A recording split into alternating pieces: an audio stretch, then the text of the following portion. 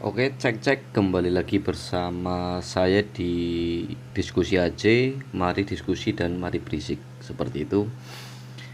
Semoga para pendengar dalam keadaan sehat ya pada saat mendengar siaran ini atau rekaman ini.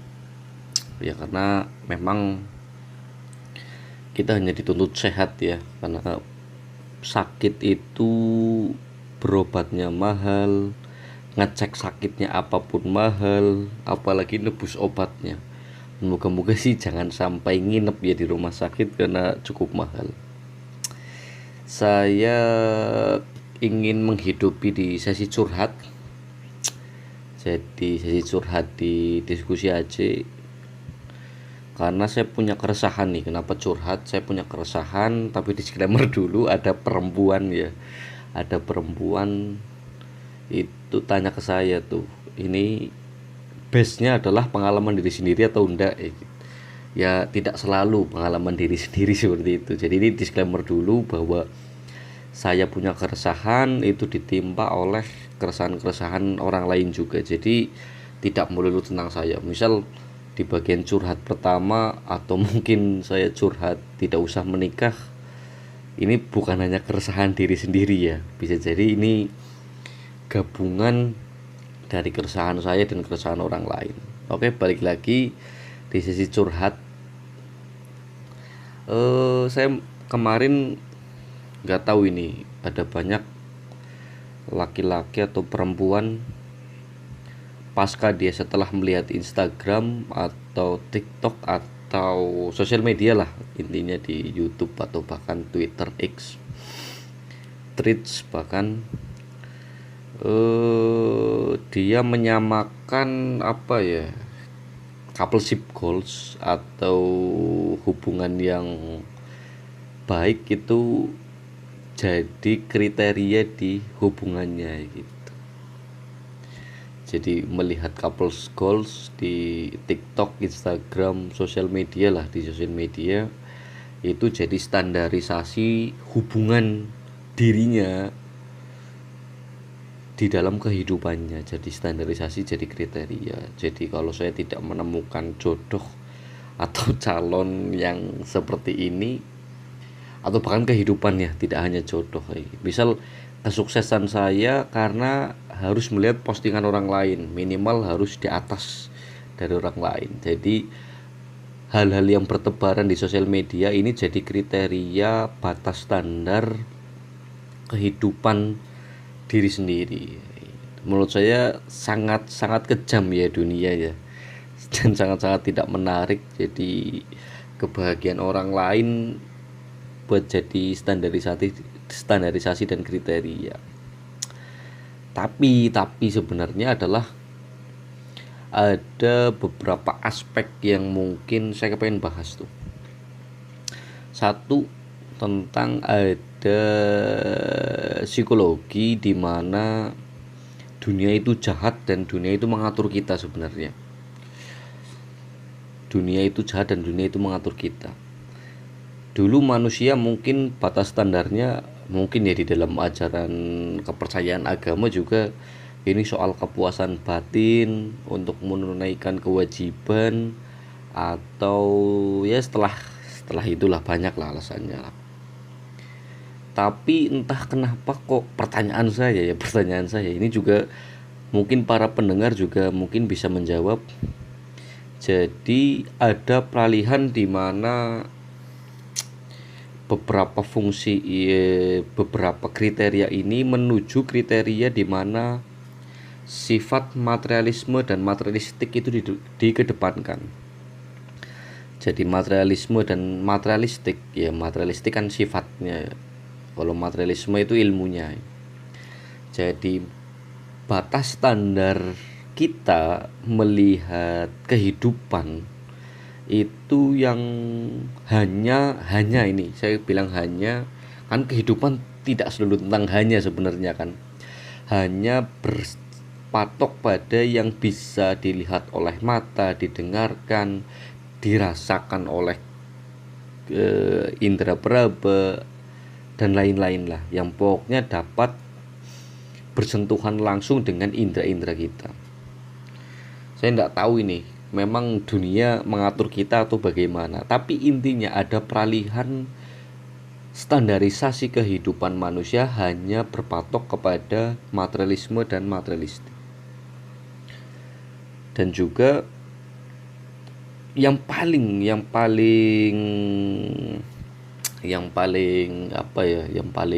menakjubkannya adalah kita pakai standarisasi di mana sosial media menjadi standar. Karena kan banyak tuh artis atau mungkin public figure dan lain-lain, intinya kehidupannya settle atau mungkin kehidupannya mapan diupload, dan seolah-olah kita menjadi dirinya atau beliau-beliau ini yang kita upload. Karena base-nya ya, saya melakukan penelitian, jadi materialisme dan materialistik ini juga mengatur pada jumlah termasuk sosial media atau aplikasi lain. Jadi adanya rating ya. Rating ini juga mengatur psikologi kita tuh. Misal setiap kali orang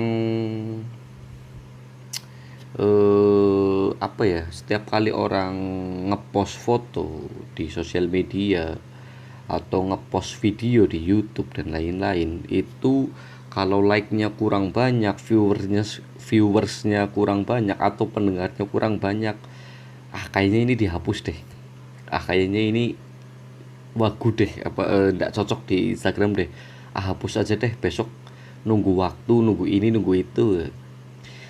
Katakanlah aplikasi YouTube itu awal kali dibuat bukan untuk bekerja atau untuk nyari famous, katakanlah. Atau Instagram juga tuh. Instagram dibuat pertama kali, saya yakin ya. Dan ini sepengetahuan saya, jika salah mohon dimaafkan. Itu menitik beratkan kepada album-album foto kenangan, di mana mungkin nyimpen di dalam album foto bentuk cetak buku itu bisa kebawa banjir atau bahkan hilang. Tapi Instagram dia punya jejak digital tuh. Jadi ini tidak melulu tentang likes, komen, viewers dan lain-lain. Nah ini juga berhubungan dengan, sadar nggak sih para pendengar, kalau misal ya kita pesen makanan di aplikasi GoFood atau Gojek, itu kita pilih warung atau pilih toko dengan rating yang tinggi tuh. Tapi setelah dicicipi ya kayaknya nggak enak juga deh. Kadang-kala nggak enak juga deh. Itu pertama itu. Keduanya, setelah nggak enak juga, kita terus beli di situ karena ratingnya bagus tuh. Dan ada juga kan, katakanlah warung-warung yang baru mungkin belum punya rating yang bagus, itu masakannya juga lebih enak atau tokonya juga lebih bagus. Sadar atau tidak sadar mungkin. Atau mungkin saya salah juga, rating juga mempengaruhi, katakanlah mempengaruhi. Tapi kadangkala kita melakukan dosa yang berulang tuh, karena hanya rating saja yang bagus, soal kecepatan, ketepatan dan lain-lain, mungkin masakannya tidak enak, ya kita tetap mengulangi pesan di satu tempat yang sama tuh. Oke, selanjutnya mungkin bisa jadi nih, psikologi kita itu diubah dan tren mode di dunia ini diatur ulang tuh. Seluruhnya dipaksa untuk menikmatinya. Misal kayak gini, cukuran mulet udah tahun berapa tuh, cukuran mohak dan lain-lain. Kita mungkin melihat norak di tahun-tahun kemarin, di tahun 2016an, di 2017, kok masih ada orang cukuran mulet, cukuran mohak dan lain-lain. Kita dipaksa untuk menikmatinya. Tapi toh ternyata setelah ada, ya ada banyak tuh orang yang cukuran mulet, ada yang cukuran mohak dan lain-lain. Berarti memang psikologi kita atas kesukaan barang sesuatu hal diatur ulang tuh menurut tren mode. Karena ini berkesinambungan nih antara sosial media dan tren mode. Misal lagi,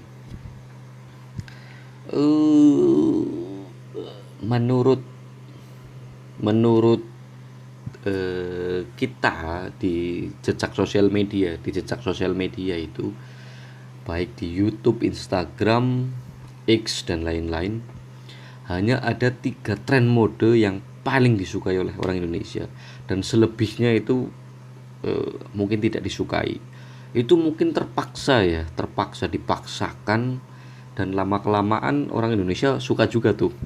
Satu, tren mode di mana sedih itu diunggulkan tuh. Kita buat kata-kata, apapun kata-katanya baik sedih atau tidak, bila diberi lagu sedih pasti sedihnya tuh. Dan di Indonesia termasuk di Instagram booming sekali. Keduanya di area YouTube mungkin. Tontonan Indonesia itu masih berkutat kepada horor. Nggak tahu ini, saya bingung juga. Indonesia nontonnya seperti itu.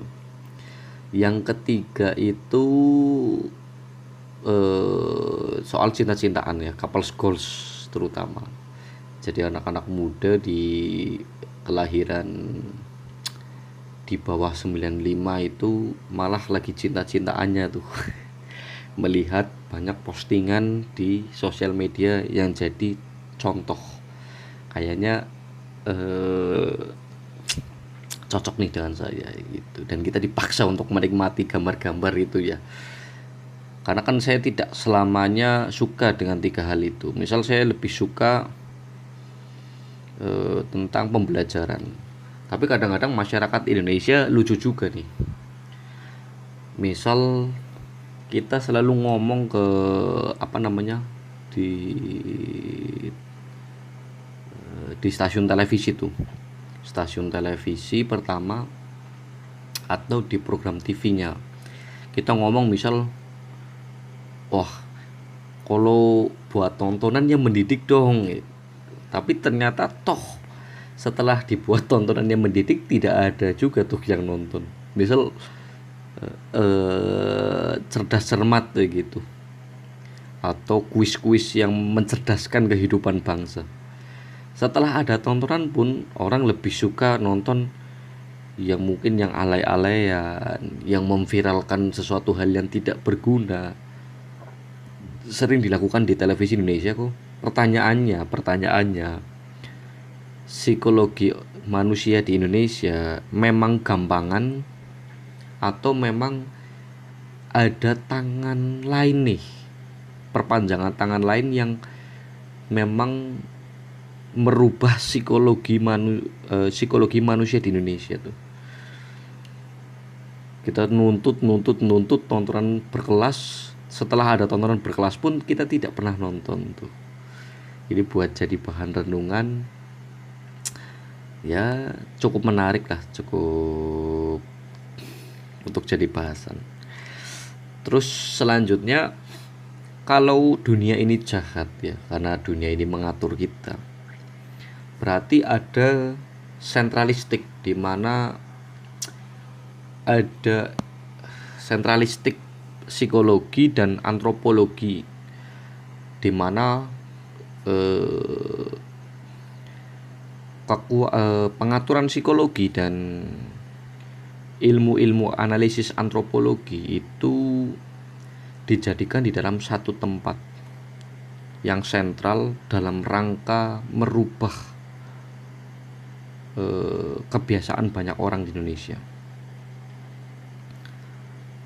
Tujuannya apa sih? Biasanya kalau di dalam ilmu antropologi itu orang yang memiliki akses dan kekuatan yang lebih besar akan menjelajah di sub yang lebih bawah tuh. orang yang memiliki akses dan orang yang punya kekuatan lebih besar itu pasti akan menjajah ke yang lebih bawah. Jadi misal nih, kalau orang Indonesia ngomong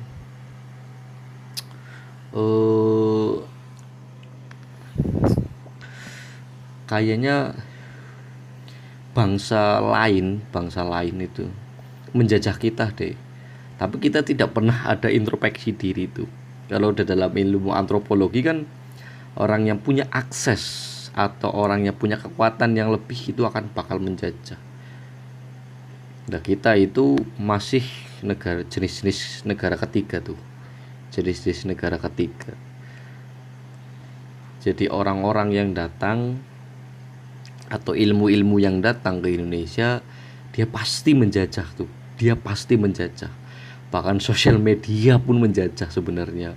Bahkan hari ini kan juga kalau ngomong negara China atau Cina atau Tiongkok, dia punya akses yang lebih besar, dia punya kekuatan yang lebih besar. Sah atau tidak jajah di Indonesia? Sah sekali. Atau bahkan hari ini sedang booming drama-drama Cina atau Drajin nih. Mungkin orang, yang penting hiburan, terjajah itu kita hanya karena kita dipaksakan berkali-kali, dipaksakan untuk menikmatinya, jadi otomatis psikologi kita berubah dalam rangka memberikan kata iya pada tontonan tersebut. Oke, para pendengar mungkin sudah nangkep ya. Terus selanjutnya, ketika psikologi sudah diatur melalui sosial media atau tren mode dan lain-lain, melalui jumlah angka, jadi psikologi itu akan mengantarkan ilmu tersebut pada realitas yang ada. Jadi psikologi dan antropologi dibuat sentral. Antropologi itu soal penggunaan ilmu analisisnya, di mana kita punya akses seberapa, punya kekuatan seperti apa setelah dianalisis, dan ilmu psikologilah yang mengantarkan ilmu tersebut pada realitas tuh. Sadar atau tidak sadar. Dan nantinya apa? Memunculkan kelas. Ada kelas atas, ada kelas bawah, karena kita berpatokan kepada kebahagiaan banyak orang. Nah, saya kasih contoh nih. Banyak orang yang mungkin bilang balas dendam terbaik ya. Ini orang-orang yang mungkin patah hati. Dendam. Jadi orang-orang yang patah hati selalu bilang balas dendam terbaik adalah membuat diri sendiri lebih baik. Is a bullshit, bro. Jadi yang para pendengar, is a bullshit. Jadi ini merupakan pembodohan publik kalau ngomong menjadi diri sendiri lebih baik. Contohnya apa? Di dalam hati kita, di dalam psikologi kita itu katakanlah karena periodisasinya sudah diatur untuk menuju materialisme yang dapat dirasakan oleh 6 indera, maka balas dendam terbaiknya adalah, pertama, kalau kita punya mantan, misal minimal saya kepengen punya pacar yang lebih baik dari yang kemarin. Pertama itu. Yang kedua, lebih kaya dari yang kemarin. Yang ketiga, mungkin lebih perhatian daripada yang kemarin. Jadi intinya balas dendam terbaiknya itu soal membandingkan tragedi yang kemarin dengan tragedi yang hari ini. Jadi ini bukan balas dendam nih terbaik.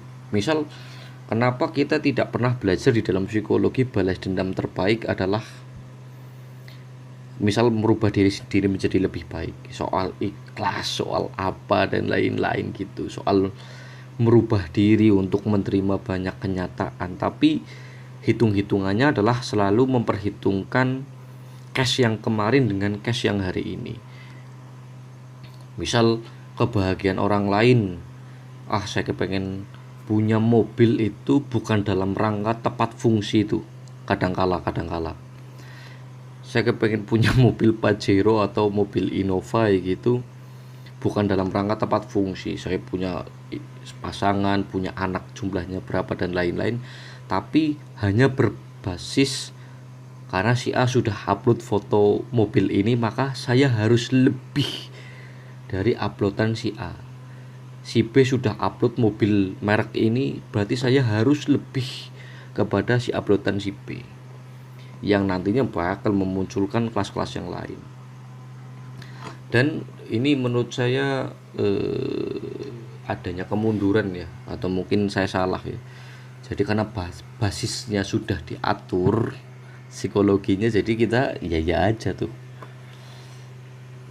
Mungkin seperti itu ya.